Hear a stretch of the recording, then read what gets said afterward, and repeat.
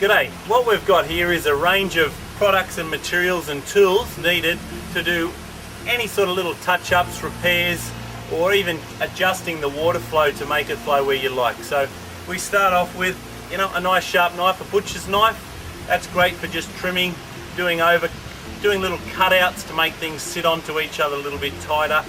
Little repairs, as you'll see, we'll use that. Wire brush, sometimes there might be a need for scrubbing down the product with a wire brush. A hammer, sometimes if you don't have the coloured sands and the crushed sands to do a touch-up, you might get a real rock and crush it up, just as I've done here, like so. Crush it right down, still quite gritty, which is the same surface as what our rocks are made from. Depending on the rock colour that you're going to be repairing, you might have to get some darker colours. In this case, I've just actually got some dirt out of the garden and I've just added a bit of this crushed sand with it, made it a bit more lumpy, as I've done here and here, and that works great just as throwing on and touching up some areas. These are the colours that we use in our factory, plus there's some more, but for a touch-up these are quite sufficient. You'll see as we go on. Sometimes when doing a touch-up I might use a paint. These are paints that they use on the car, on touch-up on cars, steel fencing. Okay, so we might do a bit of spraying there. It also acts as an adhesive, and then we'll throw some of these coloured sands onto that.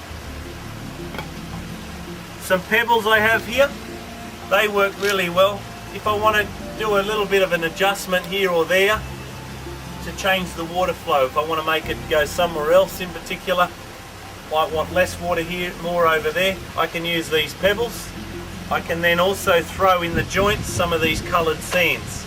Okay, the first little touch up we're going to do is on this little small corner Waterfall 4. Like most of the self-contains, the corners here can be a little bit fragile, I'd say. So in this case, this has actually been damaged in transport. So I'm just going to show you how that can be repaired. The other side of this hasn't been damaged at all, it's just the back foam. So I'm just going to open that up. I'm going to put some of this polyurethane adhesive in the joint there. Just squeeze it right in, doesn't need that much. This takes about 24 hours to dry. Okay, we just squeeze that like so. Get a rag, just clean that up a bit.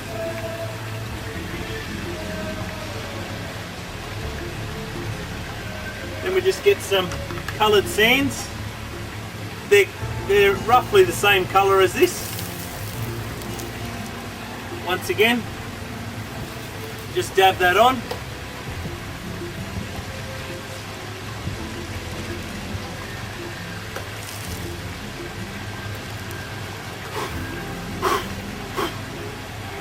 And leave that for about 24 hours and that'll be fine. We also have some other paints. You could, if you like, if it's a bigger crack than that, you could come along and use some of these paints and just do an extra little touch up.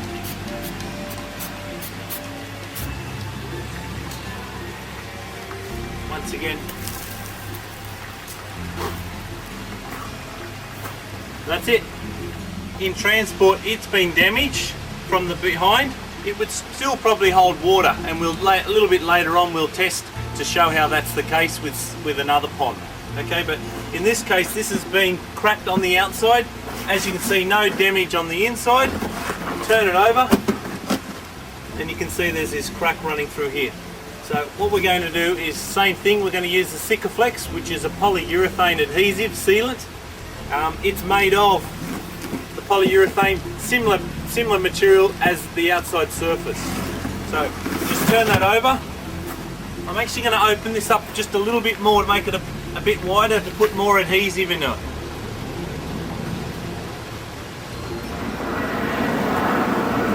When you're opening up this crack a little bit more, just be careful not to push too hard. You could go through the surface. So just clean that up, open that up. Once again, we grab our polyurethane, just squeezing right in, nice and deep into the hole.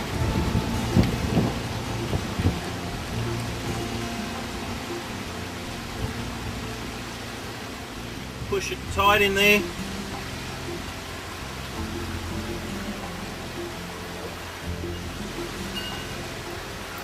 Once again, if this was at your own home and you're putting or into a display, it's not necessary. This is only if you're going to resell it again.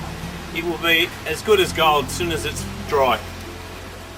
Now you could leave it like that, or once again you could come through and use some paints and spray onto that. That's fine, that'll last forever. This is a Small Rock Waterfall 18. What I've noticed is it has a little hole here. It's not a big hole, but your customer could just say, oh look, I don't want to buy it because it's faulty.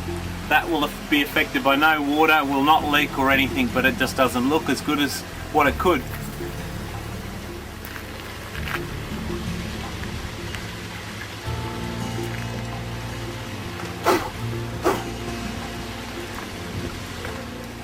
If you ever come across one of your ponds that you've put into a display, or it's at your yard and it's actually leaking, okay, just to let you know, every product that we make gets water tested before it leaves here, but let's say it leaks, okay, you've got one problem, it is leaking. What you do is you just simply put it on some timbers or some bricks, put it up on like that. Okay, you might have to use a couple of little props to hold it, and then you fill it up.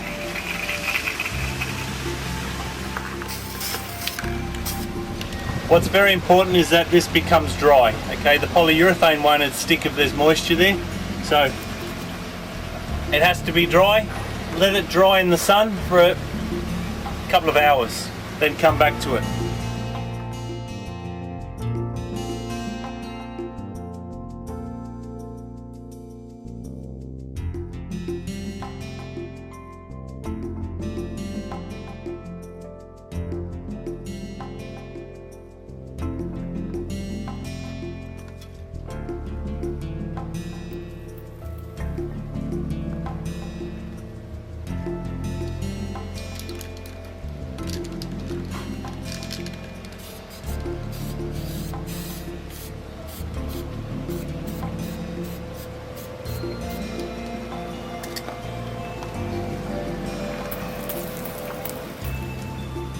Once again, this is going in the ground. You'll never see the back of that again anyway. As I showed you before on the little small corner waterfall 4, that edges can be damaged. This little rock pond here, small pond 8, has been damaged as well. Right here. Okay, keep in mind, this is going to go in the ground like so. So what I suggest you do is just grab a knife, have a look, and just trim.